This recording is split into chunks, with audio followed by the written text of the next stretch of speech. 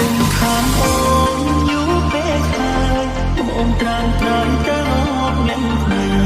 ដែលគេល្អស័ក្តិសមនឹងស្រីមានអ្វីអ្វីដែលអូនប្រាថ្នាស្រឡាញ់អូនស្រឡាញ់ខ្លាំងភ្នែកស្នូបានមើលមិនដឹងថាអូនអងចិត្តអស់ស្នេហា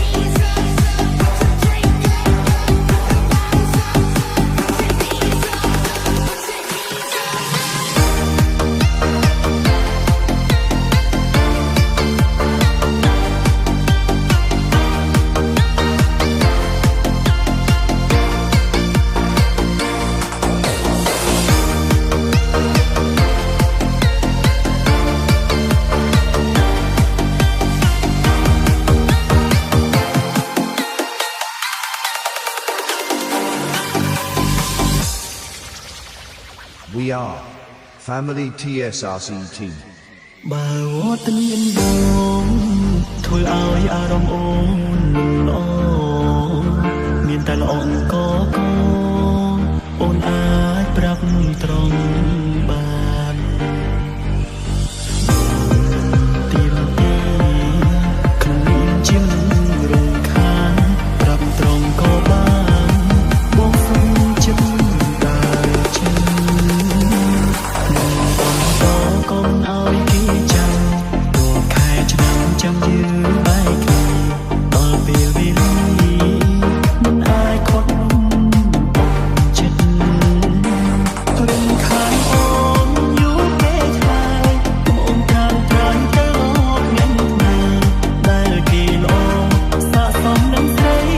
មានអ្វីអ្វីដែលអូនប្រាថ្នាស្រឡាញ់អូនស្រឡាញ់ខ្លាំងភ្នែកស្នូបាន